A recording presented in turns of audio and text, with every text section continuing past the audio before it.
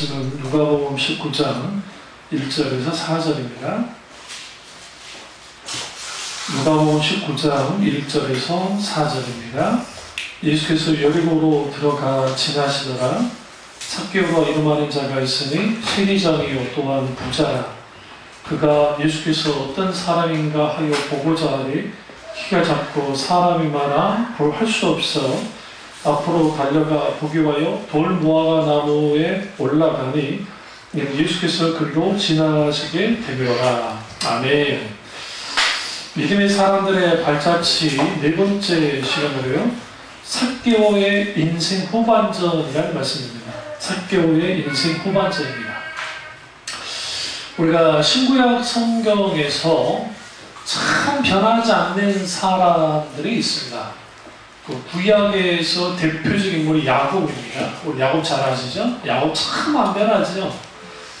아주 종교적인 사람이긴 합니다만은 그 하나님의 언약에 대한 신앙을 갖고 있었지만 안 변한 사람 중 하나였고, 사사들 중에 가장 안 변했던 사람이 누굴까요?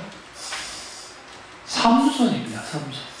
삼손은 단 한 번도 바뀌어진 적이 없어요. 죽기 일보 직전에 회개하고 그가 완전히 바뀌어지죠. 그러니까 여러분, 우리 어떤 인생 살고 싶으세요? 우리 인생이 변하지 않으면 삼손처럼 다이나믹하게 살게 됩니다. 야곱처럼 개고생하고 싶은 게 안 변하면 됩니다. 인생이.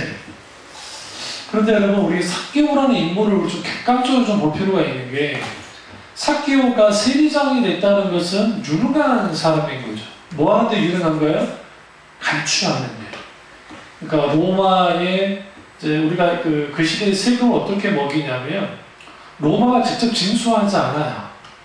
그러니까 우리 좀 영화 같은데, 그 네티비티 스토리 같은데 막 로마 군인들이 와가지고 막 빼앗아 가잖아요. 그거는 상상의 산물이고, 실제로 로마 사람들이 이렇게 멍청하지 않습니다. 왜 그러냐면, 로마 군인이 막 앗아가면 얼마나 반감을 갖겠어요. 그러니까 우리 일제시대 때 일제 앞잡이를 세우듯이 똑같이 이제 로마 앞잡이를 세우는데, 그 사람들이 이제 그 세리입니다. 세리. 혹은 이제 세리장까지 앞에서. 근데 그 세리장이 누구 밑에 있는 줄 아세요? 대제사장 밑에 있습니다. 그러니까 명목상 대제사장 밑에 있어요. 그래서 대제사장 밑에 세리가 있고, 세리장이 있고, 세리가 있고, 그 뒤에는 누가 있어요? 로마 군인이 있습니다. 로마 제국이 있는 겁니다. 로마 제국에 약, 예를 들어 이제 세금의 약 한 6할 정도를 보낸다고 한다면, 6할, 그리고 나머지를 이제 종교 지도자인 대제사장에게도 몰래 바쳐야 되고, 또 자기들도 먹고 살아야 되니까, 원래 세금이 세금하면, 만약에 세금 1년에 세금하면 여기다 더 붙이는 거예요. 그래가지고 이제 그것으로 그 먹고 살았습니다. 세리나 세리장은 그 월급이 없었어요. 월급이 없었으니까 당연히 자기들이 세금을 더 해가지고 하고, 로마 이제 제국은 로마 총독도 마찬가지고, 자기들이 생각하는 그 세금만 잘 바치면 그거 관섭 안 했어요. 그냥 알아서 하는 대로 만들어 놨어요. 그러니까 삭개오가 부자였다는 것은 어릴 때부터 부자였지 않았을 것 같고, 그가 세리장을 하면서 얼마나 행복했으면 부자였겠어요. 그러니까 예수님이 지나간다는 소리를 들었는데 누구도 길을 비춰주지 않는 거예요. 미우니까.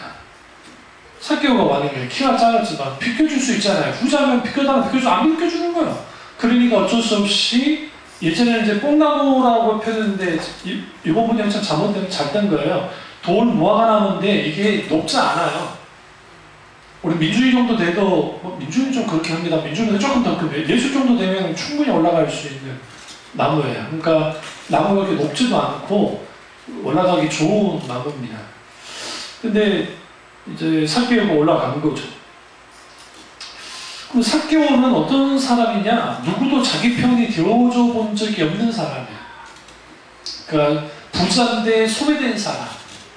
로마 군인들한테는, 대제사장한테는 유능한 사람인지 모르지만 민족 앞에서는 매국노라는 소리를 듣는 존경받지 못하는 부자, 그런 사람이었다는 겁니다. 근데 이 삭개오가 여리고 지역의 세리장이었던 것 같아요. 예수님이 여리고를 지나간 이유는 이제 예루살렘으로 가시지 않고 돌아가시려고 그 길로 가시는 거예요. 그런 과정 속에서 우리 잘 아는 바디메오라는 디메오의 아들이라고 하는 맹인을 주님이 고치십니다. 이 사건이 똑같은 여리고시에 일어났던 사건이에요. 근데 그 바디메오가 같은 시간은 아니지만 어쨌든 같은 사건 현장은 아니었지만 어쨌든 그 예수님이 여리고를 지나갈 때 외곽으로 지나갈 때와 중심부로 들어올 때가 달랐는데 바디메오는 중심부로 들어올 때 있었습니다. 주로 부자들 어디에 살죠? 강남 노른자 땅 같은 데 살죠? 중심부에 살잖아요? 외곽은 좀 가난한 사람들이 사는 것처럼 그렇게 대조를 하죠. 그러니까 메인 거지는 여리고 외곽에서 하루하루 연명하며 사는 초라한 인생이고 삭개오는 막강한 권력과 부를 휘둘렸어요. 그러니까 세리장이나 세리가 세금을 내라고 하는데 만약에 거부하고 막 대들잖아요. 그러면 이제 그때 로마 군인들이 직접 와서 진치를 합니다. 그러니까 생각해보세요. 얼마나 큰 권력을 갖고 있겠어요. 자기한테 밑보이는 사람이 있으면 말도 안 되는 세금을 때려가지고 그래가지고 그 사람을 곤란하게 만들 수 있을 만큼의 힘을 삭개오가 가지고 있었다는 거예요. 그런데 이 삭개오라는 이름이 히브리어로 자카이인데 이 자카이라는 이 헬라어 문역이 이제 삭개오예요. 그런데 자카이는 우리말 구역 성경에 삭개라고 번역되어 있어요. 이 삭개는 누구냐? 바벨론에서 이제 그 포로 귀환했을 때에 있었던 사람의 한 사람 중에 한 명이에요. 그러니까 유대인으로서 신앙의 유력한 가문의 사람인데 세리장이 된 거예요. 그러니까 매국노가 된 거죠. 자카이라는 뜻은 여호와께서 기억하신다라는 뜻입니다. 이게 우리가 잘 아는 스가랴라고 하는 히브리어의 축약형이에요. 그래서 같은 의미를 갖고 있는데 이 삭개오라는 이름의 뜻은 순결하다, 의롭다라는 뜻입니다. 말도 안 되죠? 순결하다, 의롭다. 옛날에 내가 이런 교수님 강의를 어저께 잠깐 들었었는데 우리나라에서 애들을 많이 낳을 때 이름을 어떻게 지었나요? 1순위, 2순위, 3순위, 4순위, 5순위, 6순위 그랬죠. 그 말 맞더라고요. 우리 개 이름 한번 대보세요. 개 이름. 옛날 개 이름. 바둑이. 누렁에다가 저기 하얀 바탕에다가 얼룩덜룩한 바둑이. 예? 누렁이. 우리 잘 아시죠? 누렁이. 껌둥이. 껌하면 껌둥이. 누렁이. 그러니까 농사사가 그만하다잖아. 우리 집 어디 동네 가가지고 누렁아! 하니까 개인들이 막 짓들하잖아요. 다 누렁이라. 집집마다 누렁이. 누렁아! 그러니까 우리나라 조상들이 참 개 이름 짓듯이 자식 이름을 지은 거예요. 1순위, 2순위, 3순위, 응? 1시기, 2시기, 3시기, 4시기, 5시기, 6시기, 그럼 되겠어요? 왜 우리 어머니가 개명을 하셨겠어요? 다임이, 계심이, 또 뭐 있더라? 다심이, 세상에. 우리 어머니 이름이 계심이, 그 밑에 있는 이모 이름이 다심이, 계심, 계심, 다심, 다임인가? 어쨌든, 그래요. 근데 재밌는 게 저희 어머니만 이름 바꿨어요. 왜냐면 계심이 이게 별로 안 좋잖아요. 송계심, 계심 같아. 근데 의미가 굉장히 좋아요. 굉장히 좋은 뜻인데, 그래서 이름을 인애라고 바꿨잖아요. 권인애도 아닌데, 송인애가 해버린 거지. 송인애.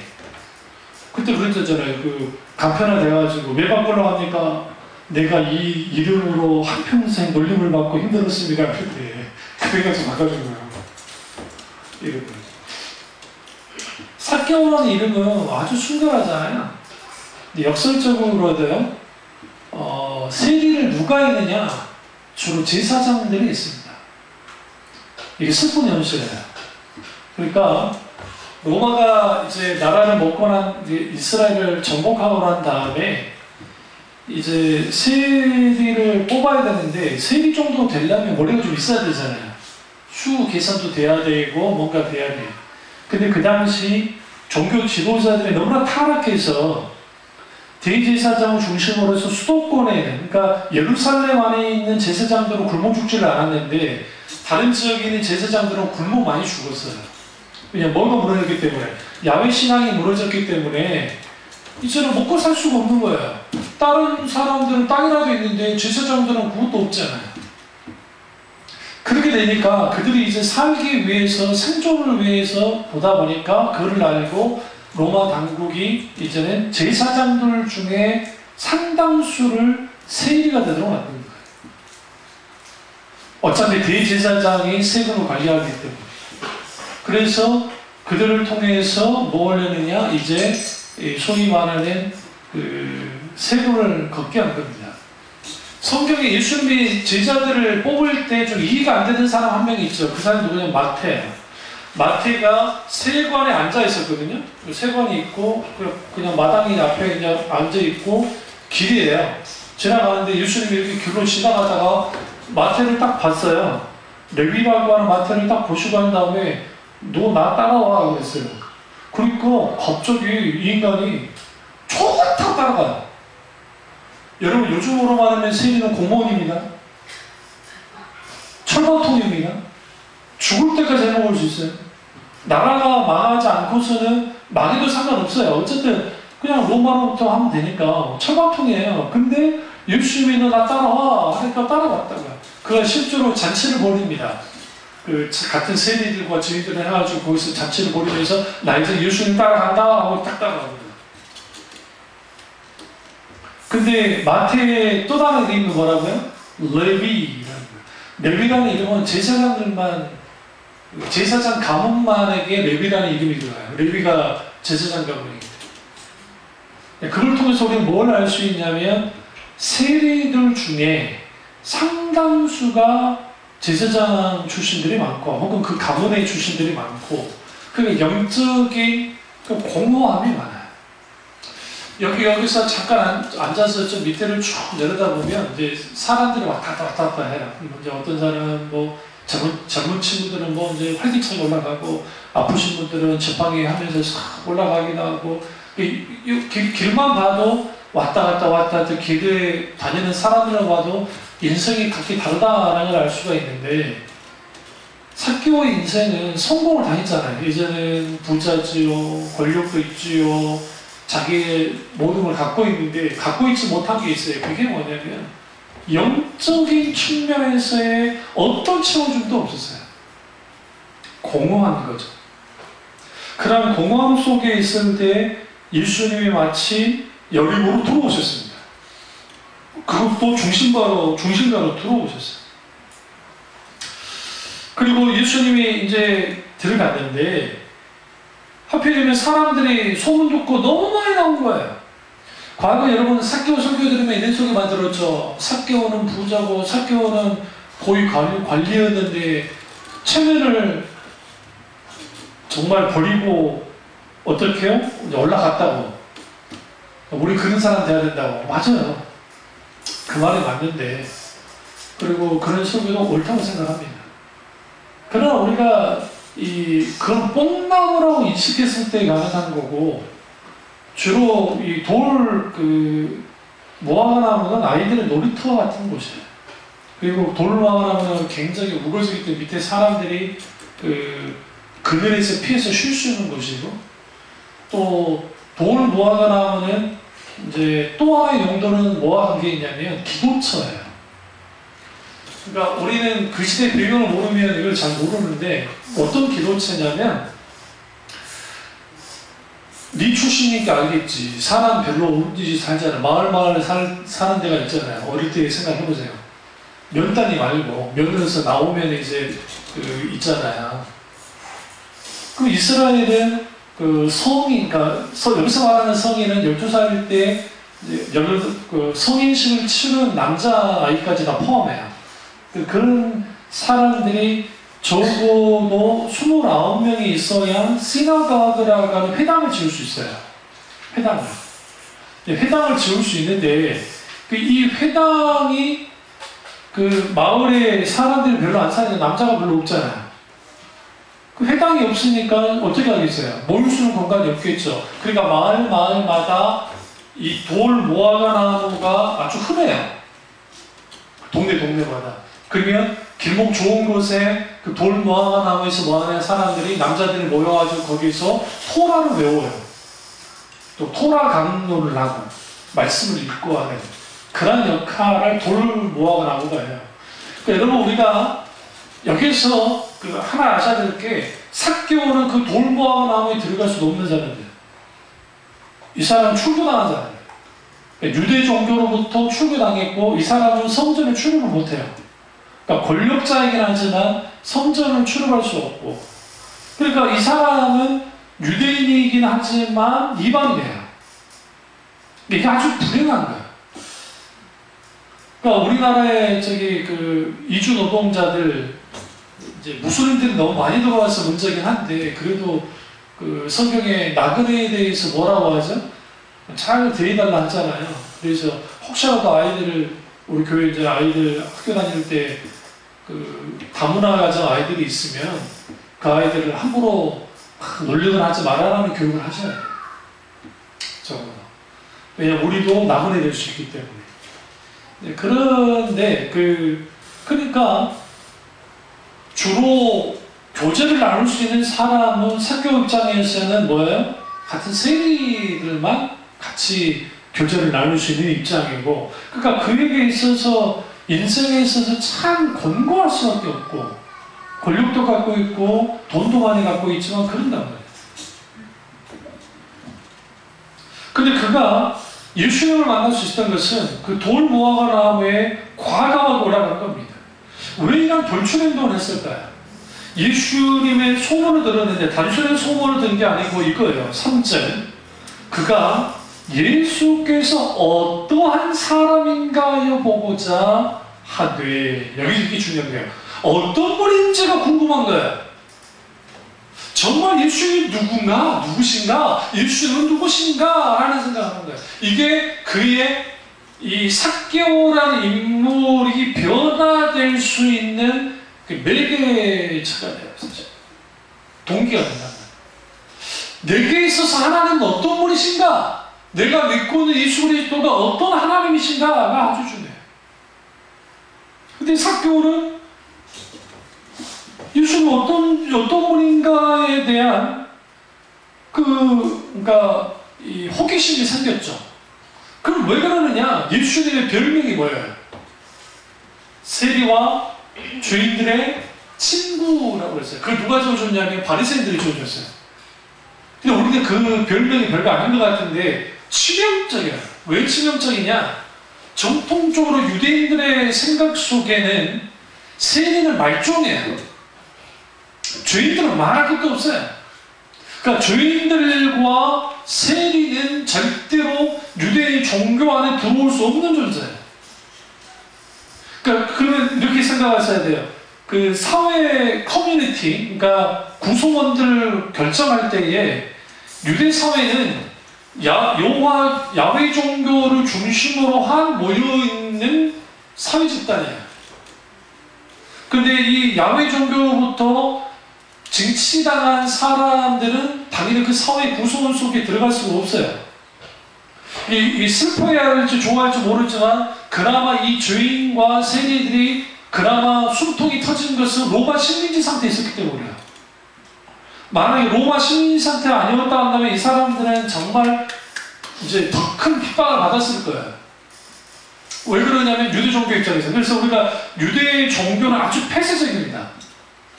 지금도 메아샤린 극단파 유대인들도 아주 굉장히 폐쇄적이에요. 그래서 그 김우영 감독님이 샬롬 예루살렘이라고 하는 그 다큐를 찍을 때 카메라를 그 유대 지역 예루살렘에 있는 유대인 구역에서 사진을 찍으니까 막 카메라 들이대니까 애들도 싫어하고 막 말하만 하잖아요. 찍지 말라고. 왜 그런 줄 아세요? 이방인인 너 같은 것들이 어떻게 나같이 신성한, 그러니까 하나님의 선민인 내 얼굴을 찍는 거야. 너 같은 거였지. 너 같은 것들이 뭔데? 어떤 사람 욕도 합니다. 대놓고 막. 어떤 사람은 찍지 말라고. 이 잘못된 서민의식이 그럼 지금 그 사람들에게 있느냐? 그렇지 않아요. 많은 기독교가 역사학자들이 하는 말이 역사상 가정 인종 차별주의자가 누구였을까? 나치도 차별주의였잖아요. 가장 큰 인종 차별주의는 소위 말하는 유대 종교인이었다. 그러니까 유대 정통파 유대인들만큼 인종 차별을 그렇게 하는 사람이 없어요. 그러니까 정통파 유대인은 지금도 우리를 사람을 안 봐요. 걔 짐승보다 못하다고 생각해요. 모든 인간을. 유대인 빼고는. 그게 주다이즘이야. 잘못된 왜곡된 주다이즘. 원래 시오니즘이 그런 의미가 아닌데 아주 이상하게 왜곡됐어요. 국수주의라 이스라엘 국수주의랑 연결이 돼가지고. 그럼 그런 문화 속에서 삭개오가 사는데 얼마나 답답했을까요? 그러니까 그가 부자이고 먹고 사는 문제는 없지만 사회적 지위도 있어요. 로마 그쪽에. 그러나 자기들의 사회 속에는 지위가 전혀 없어요. 인정하지 않아요. 애들도 인정하지 않아요. 그런 인생을 살았죠. 전반기 인생을. 그러다가 그가 예수님이 온다는 소문을 듣고 어디로 올라가느냐? 돌무화과나무 위로 올라갔단 말이에요. 그 성경에는 그가 왜 예수님에 대해 관심을 가졌는지는 말하지 않지만 저거 한 4가지 관점에서 볼 수 있는데 그가 왜 예수님에 대한 관심을 가졌을까? 첫째는 그 영적인 공허감 속에 있었어요. 공허함 속에. 그리고 부자였어요. 외적인 풍요가 있어요. 그런데 공허해. 여러분 우리 이렇게 생각합니다. 나 돈 걱정 없고 건강 걱정 없고 어떤 걱정 없이 살면 나는 참 행복할 것 같아. 근데 여러분 홍콩 배우 중에 장국영이라고 하는 유명한 배우가 있는데 그 당시 이제 남겨둔 재산이 한 250억인가 300억인가 남겨두고 갔는데 그 친구가 건강했지요. 그리고 그 친구는 아니 나보다 나이 많으니까 그 사람이 뭐가 부족했겠어요. 근데 자기가 먹었던 호텔에서 떨어져서 그냥 자살 죽어버렸거든요. 근데 그런 죽음을 맞았을 때 유서 같은 데를 보면 공허함이 되잖아요. 덧도 없어. 그러니까 뭔가를 이루었는데 더 이룰 게 없어요. 또 그냥 나라가 떨어지는 두려움도 갖고 있고. 그걸 자살해 준 거예요. 얼마나 불쌍해요. 인간의 영적인 공허함은 인생 전체를 뒤흔들고만 아니라 그 영혼을 죽여요. 삭개오가 그런 상태에 있었던 거예요. 그 다음에 또 하나는 사회적 고독감이에요. 왜 그러냐면 사람들이 다 그걸 외면합니다. 그걸 두려워하기도 하고. 왜? 잘못 보였다가는 뭐예요? 세금을 때려버릴 수 있으니까 조심하긴 하지만 따가운 눈초리가 있단 말이죠. 그리고 또 하나는 그가 세기장에 있다는 것은 나이가 좀 있었다는 것이고 나이가 들어가면 들어갈수록 인생의 의미에 대한 자각을 하게 돼요. 확실히 그런 것 같아요. 제가 20대 중후반의 인생에 대해서 논할 때와 설교할 때와 지금 제가 인생에 설교할 때는 달라요. 이제 단맛, 쓴맛을 조금씩 봤기 때문에 우리 권사님 앞에서는 세발 피지만 어쨌든 인생을 좀 살아왔습니다. 인생에 대한 자각이 있었고 또 하나는 초라한 자기 모습이에요. 왜 초라했냐? 예수님을 모신다는 거예요. 예수님 모시는데 그 예수님 앞에 비춰진 자기의 모습이 너무 초라한 거예요. 그러니까 이런 상태에서 삭개오가 이제 예수님을 보고자 했고 돌 무화과나무 올라갔는데 이제 생각을 해요. 돌 무화과나무 우리가 생각할 때 크게 확 큰 게 아니라고요. 그걸 좀 인식하시고 가야 돼요. 그러니까 이 정도 될까요? 이 이 정도 좀 이렇게 이게 이렇게 뻗어나가는 나무가 아니고 옆으로 이렇게 뻗어나가 이렇게 풍성하게 되는 나무예요. 근데 이 나무가 흔하다고요. 어쩌다 있는 나무가 아니라 그냥 동네에 보면 그냥 있어요. 그냥 흔한 나무, 흔한 나무. 우리로 말하면 소나무예요. 소나무. 널리 소나무, 소나무. 우리로 따르습니다. 근데 그 나무 위에 올라갔습니다. 그때 예수님이 삭개오를 주시하시죠. 여기서 우리가 한 가지 알아요. 이제 시선을, 삭개오의 시선에서는 예수님이 마치 그냥 오시다가 그냥 이제 자기가 사는 곳에 그냥 지나가시는가 보다라고 삭개오는 올라갔고, 예수님은 딱 한 사람 위해서 구조로 오셨어요. 그게 누구냐? 삭개오예요. 삭개오를 위해서. 그 이유가 있습니다. 여러분이 이제 예수님은 본래 목적이 예루살렘을 빨리 가고자 하는 목적을 갖고 길을 오셨어요. 그러니까 굳이 예수님이 여리고라는 성읍 중앙을 통과해 나갈 이유가 전혀 없어요. 왜냐하면 예수님이 외곽길로 가도 그쪽 길이 더 빨라요. 예루살렘 가는 게. 그리고 어차피 외곽길로 가도 모일 사람들은 구경할 사람 다 가요. 여러분들이 어디 놀러 가는데 연예인이 있어? 구경 안 가요? 하잖아요. 우리 국민이 잡아먹으려 합니다. 왜 가는 거야? 저것들을 봐서 뭐 하냐는 거예요. 우리 경민 구경주의자고. 괜히 그런데 우리도 구경하고 싶어. 보고 싶으니까. 근데 봐요. 우리 이상이다.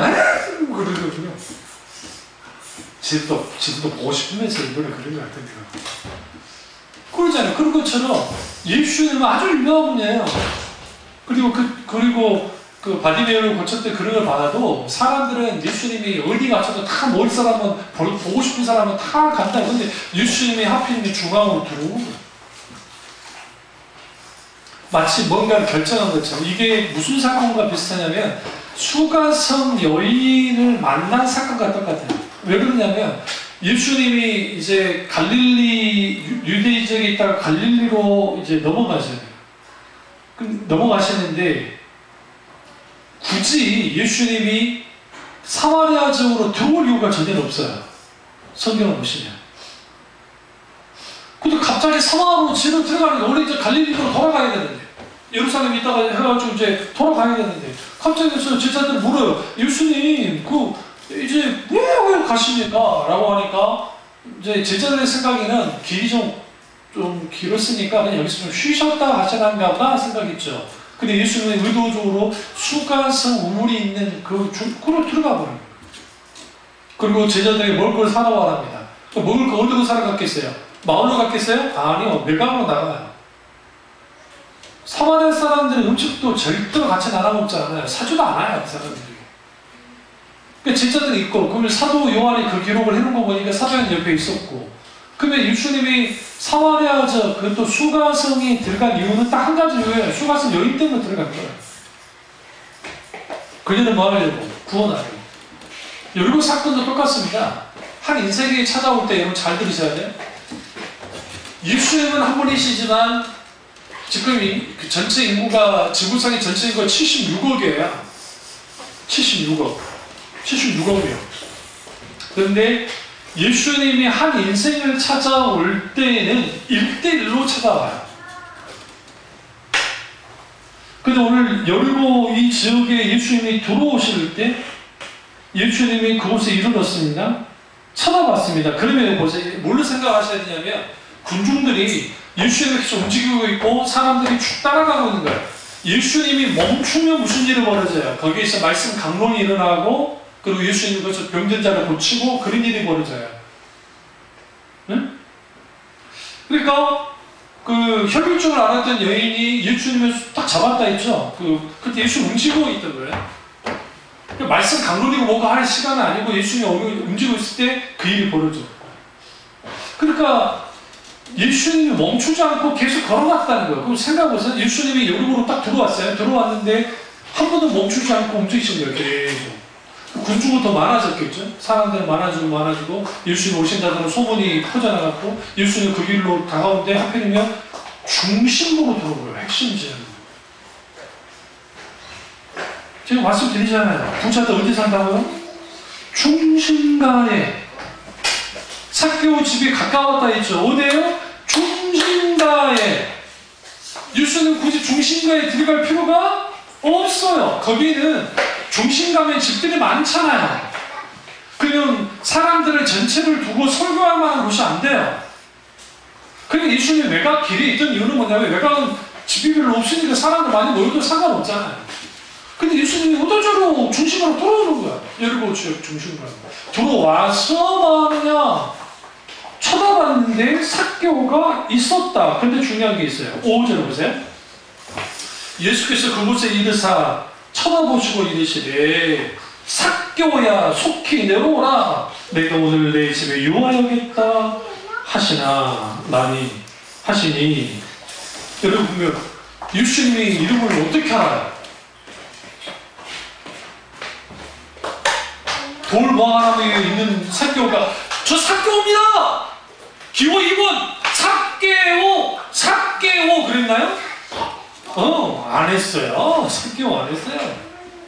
예수님이 안 가요. 예수님이 삭개오야. 그럼 예수님이 제자들이 알았을까요? 아니요. 옆에 있는 누군가가 알려줬을까요? 여러분 잘 들으세요. 이름도 그러니까 세리장이 없고 세렸기 때문에 같은 동네에 살아도 그 이름도 입에 오르기를 원치 않아요. 유대인들은. 그러니까 유대인들의 그 소위 말하는 그 인종 차별을 하는 것이 종교적인 유교 차별을 하는 그 정도예요. 그러니까 출교를 딱 시키잖아요. 그러면 출교된 사람하고는 인사도 안 해요. 이 사람은 없는 거예요. 그림자. 취급도 안 해요. 느낌도 안 줘요. 이 사람이 강도 만나서 죽게 되다 그것도 보지도 않아요. 그러면 어떤 사람이 예수님 부자인데요. 저런 꺾고 하면 괜찮습니다. 삭개오에 그렇게 써요. 이를 통해서 이 여리고에서 예수님과의 삭개오와의 만남보다 예수님의 의도적인 행동에서 나왔어요. 여기서 또 하나 알 수 있는 게 삭개오라는 인물이 적어도 그가 영적인 공허함 속에서 갈급했던 것 같아요. 그 갈급한 영혼에 예수님이 찾아오셨어요. 그리고 재미있는 표현을 씁니다. 예수님이 삭개오야 속히 내려와라. 내가 네 집 가야겠다. 이게 문제예요. 내려온 것까지는 좋아. 그리고 이야기 나눈 것까지는 그럴 수 있어. 예수님 어차피 세리와 죄인들의 친구니까 집에 들어간다. 이게 어떤 의미일까요?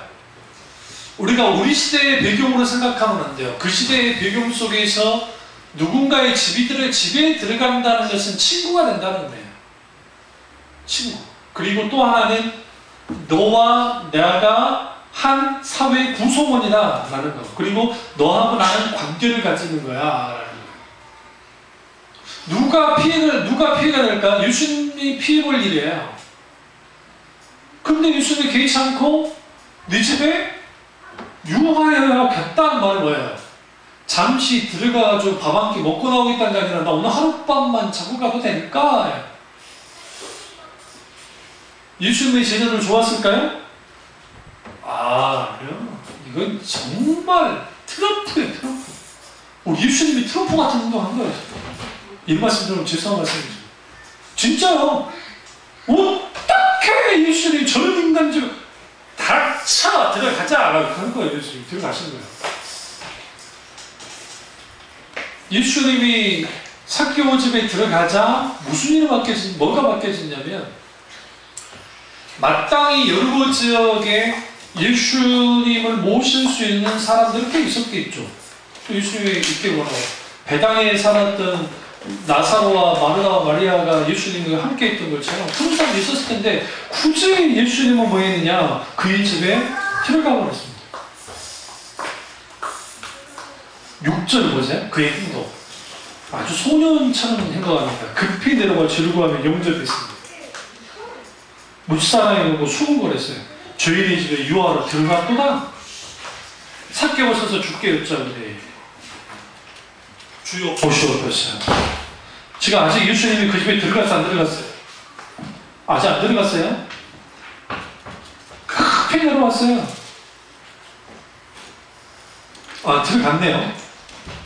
들어갔다 있으니까 예수님 들어갔어요. 그리고 이제 그런 일이 벌어졌는데 중요한 거는 뭐냐면 이거예요.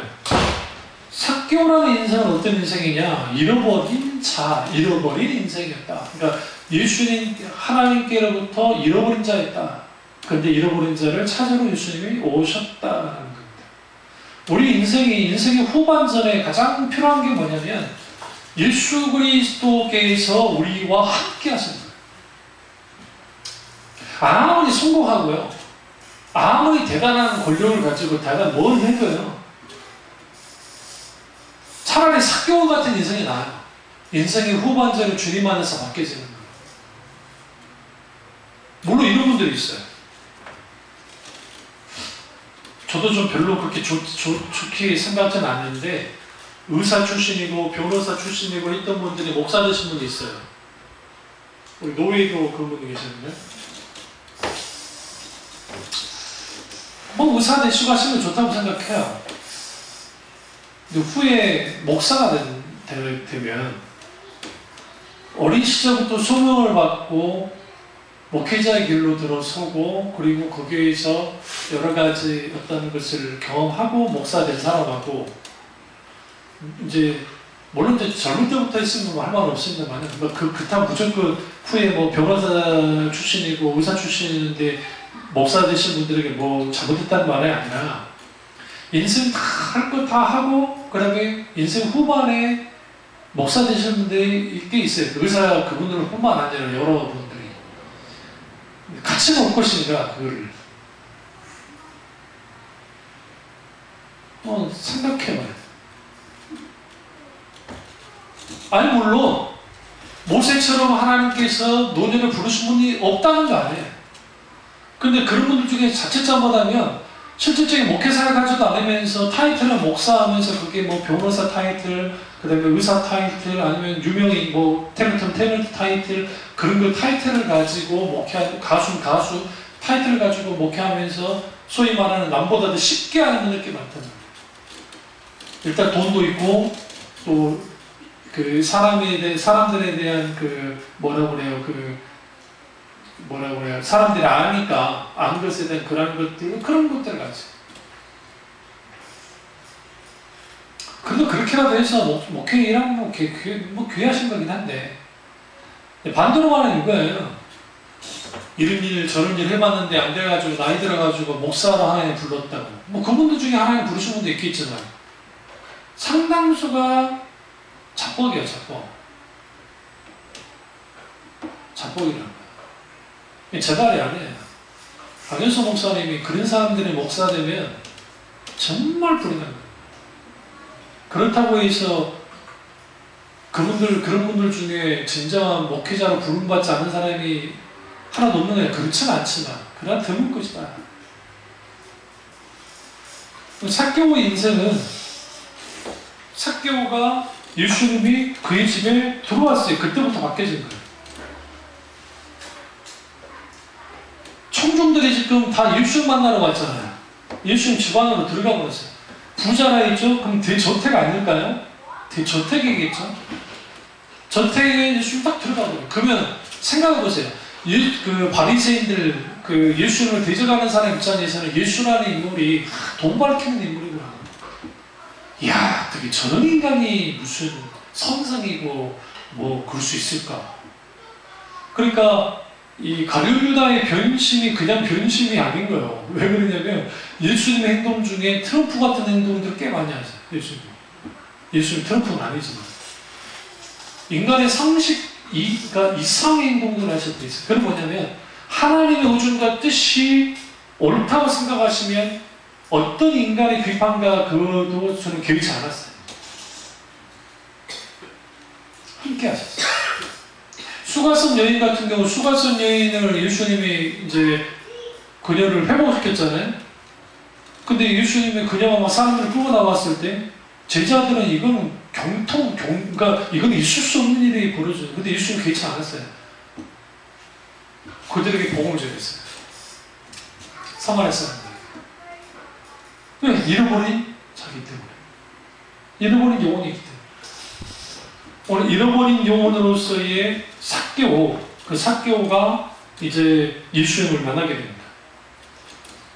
그러면 삭개오에 있어서 예수님이 그의 집에 들어오는 그 가치는 어느 정도 가치였느냐? 8절에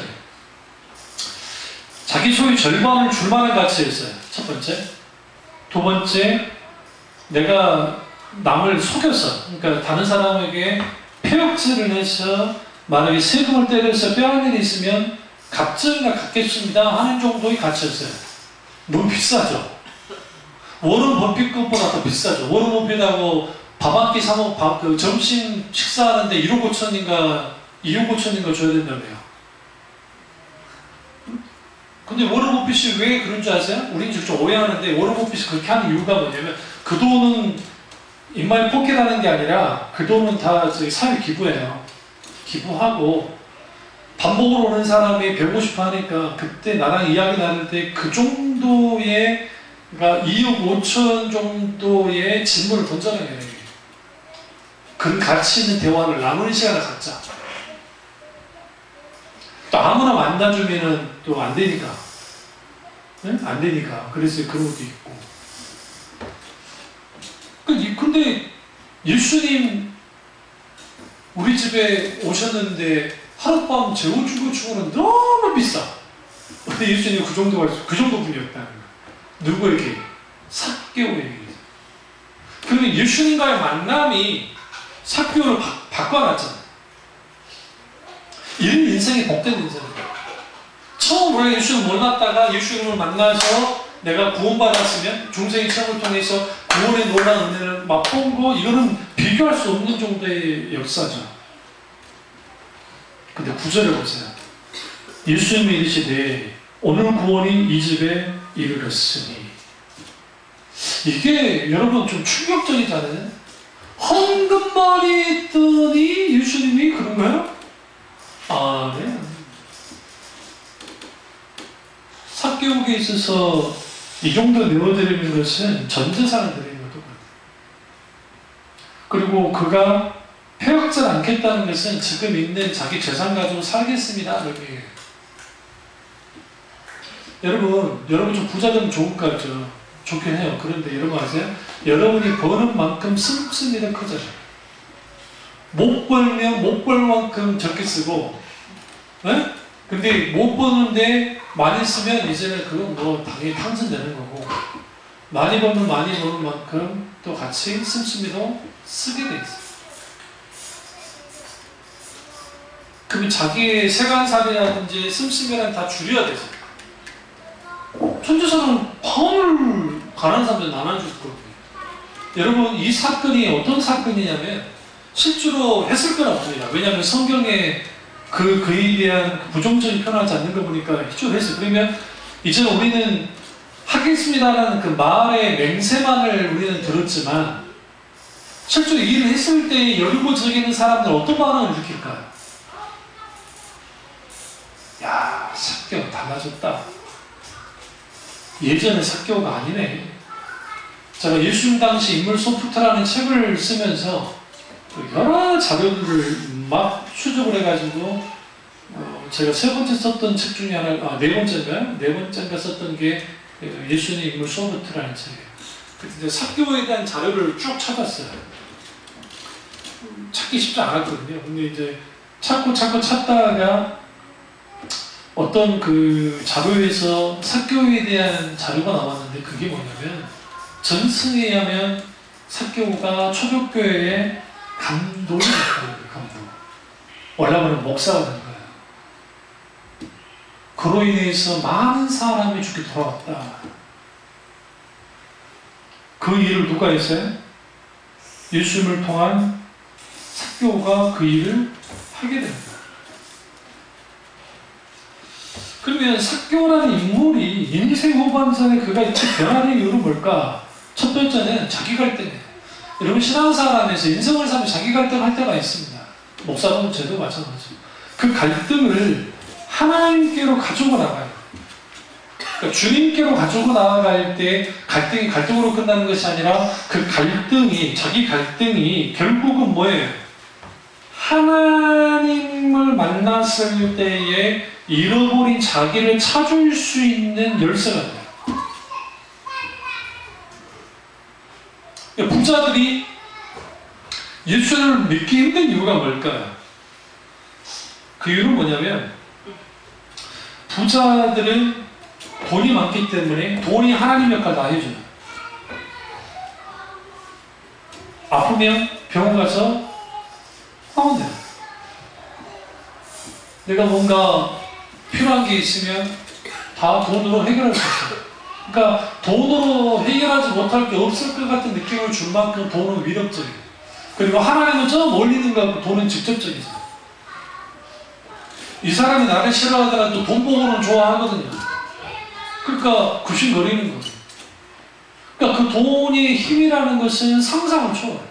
돈의 힘이라는 게. 그 돈의 힘이 그 정도로 갖고 있는데 그 사람들이 하나님을 믿는다는 게 쉽겠어요? 어쩔 때 하나님 믿어요? 병들었어요. 사업이 망했어요. 아니면 어떻게 됐어요? 차라리 그런 인생이 복받은 인생이에요. 그러니까 잘 나갔을 때는 모르는데 최태원 씨가 지금 SK 최태원 씨가 지금도 뭐 교회를 다니는지 모르겠지만 돈이 있어도 감옥 갔잖아요. 나쁜 짓 해가지고. 그때 감옥 가가지고 거기에서 신앙 기독 신앙을 갖다 넣었다면 저도 신앙생활 잘하면 복 받은 거죠. 예수 믿고 구원 받았다면 그것만큼 귀한 게 어디 있어요? 근데 이제 들어보면 뭐 SK 최태훈 씨가 무슨 교회를 줬다 그 말은 없어. 근데 일단 생각해봐야 돼. 퀘스천. 종교로서 믿었냐? 진짜 주님을 어떻게 믿었냐? 두 번째는 참된 회개와 결단이 있었습니다. 여러분 회개 모습이 안 보이는데 여러분 8절에 있는 이 행동은 행동의 회개예요. 내가 이때까지 잘못했던 거 내가 이제 청산하겠습니다 하면 10절 해버립니다. 그리고 세 번째는 뭐냐면 자기 중심적인 삶에서 예수님 중심적인 사람으로 바뀌어졌어요. 예수님이 선언해서 하셨습니다. 그가 아브라함의 자손이 됐다. 여기서 아브라함의 자손이 됐다라는 의미에는 두 가지를 갖고 있어요. 혈통적으로, 영적으로. 그런데 그런 혈통적으로는 아브라함의 자손이었어요. 그러나 아브라함의 자손이랑 친해지지 못했어요. 왜 그러냐면 어차피 유대 종교로부터 출교를 당했으니까. 그런데 그가 예수님을 만남을 통해서 영적인 아브라함의 자손이 됐어요. 실질적인 아브라함의 자손이 되는 거예요. 구원이 임하는 거예요. 이거만큼 얼마나 좋은 게 있습니까? 위대하죠? 귀하죠? 누가복음 19장 3절에서 재밌는 거 하나를 제가 하나 노출을 받았는데 그게 뭐냐면 키가 작고라는 표현을 써요. 여기서 이 키는 헬라어로 헬리키아라는 단어인데 이 뜻은 나이라는 의미도 있어요. 어린아이의 나이라고 해석할 수 있어요. 이 말은 무슨 말이냐면 그러니까 삭개오가 어른인데 애들 키만 한 거예요. 그러니까 얼마나 작겠어요. 아마도 1m 40 정도, 40도 안 됐을지도 몰라요. 아주 키 작은 사람. 외소한 사람이죠. 근데 그 사람이 예수님을 만났고 오히려 믿음의 거인 같은 사람이 되었어요. 키는 작은데 하는 행동은 여러분 보세요. 그 부자 청년에게 돈이 얼마나 있었는지 모르겠는데 삭개오가 가진 돈도 만만치 않을 겁니다. 왜 그러냐면 생각해보세요. 세리장이라는 자리에 있으면 뇌물 안 줄까요? 여러분 같으면 뇌물 안 바치겠어요? 에이 좀 받아 더. 그리고 있잖아 그 세금 조금만 줘. 그거 받아 제끼는데 그 얼마나 여러분 생각해보세요. 농사보다 상관없어요. 그러니까 왜 그 식민지 유대인들 이스라엘에서 힘들었냐면 기근이 들든 뭐하든 상관없이 똑같은 세금 냈어야 돼요. 안 내면 우리 네티비티 스토리처럼 로마 군인들이 와서 짓밟아요. 그게 안 되어 있습니다. 그러니까 내가 죽기 질보 직전에 가도 세금은 내야 돼. 세금. 우리나라에 기적이 있었는데 200살 넘게 사는 사람 있는 거 아세요? 노예인데. 어? 도망 노예. 도망쳐버렸어. 양반집에서요. 이걸 정리를 해야 되는데 이걸 정리하면 자기 재산이 사라지잖아요. 그러면 이후에 자기들 또 어떤 소리 했고 그 노예는 뭐 하지 않았어요? 군용을 쓰지 않았잖아요. 그러니까 그것 때문에 내일 놔두니까 이게 쌓이고 쌓여가지고 할아버지 때 도망갔던 노비가 지금도 살아있는 거예요. 호족상. 그래서 200살이에요. 그런 일이 조선사회에서 매일 벌어졌겠어요. 양민들도 마찬가지고. 세금을 낼 수가 없으니까 누구 집에 노예로 들어갔는데 그렇게 되어지니까 이게 막 그런 일이 벌어지는 거죠. 예수님 당시 이 사교가 있을 때 이 시대 사람들은 아주 불쌍한 사람들이에요. 그런데 그의 전 재산의 절반을 탁 떼어가지고 열부 지역에만 풀었어도 아주 살림살이가 달라졌어요. 그런 일을 누가 했어요? 사교가 했습니다. 사교. 주님이 원하는 게 이런 모습이에요. 그리고 우리가 한 가지 더 아셔야 될 게, 이 사개오의 변화가, 신경의 변화가 아주 이게 놀랍습니다. 그 자신을 미워하는 사람들에게 자기 재산을 주겠다고 합니다. 그러니까 그런 결단이 어디로부터 왔을까? 예수님이에요. 내 인생의 결단을 할 때 내가 예수님을 너무 사랑하고 예수님을 너무 좋아해요. 근데 내가 어떤 결단을 내릴 때 예수님에게 예수님을 위해서 하는 결단의 크기만큼 내가 예수님을 사랑하고 좋아하는 거예요. 그러니까 사개오에서 예수님은 이게 너무 큰 분이에요. 그럼 우리 이제 이렇게 스스로 위로를 하자. 그거야 사개오나 되니까 그런 거 아닙니까? 우리가 사개오도 아닌데 이제 그런 말 하는 거예요. 맞아요.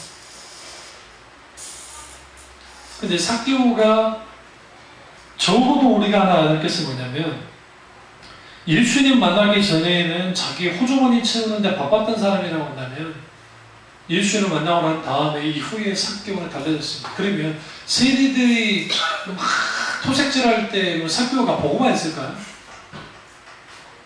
세리자인데 적당히 먹자, 적당히. 적어도 그 전보다는 덜 하게 하도록 만들지 않겠어요?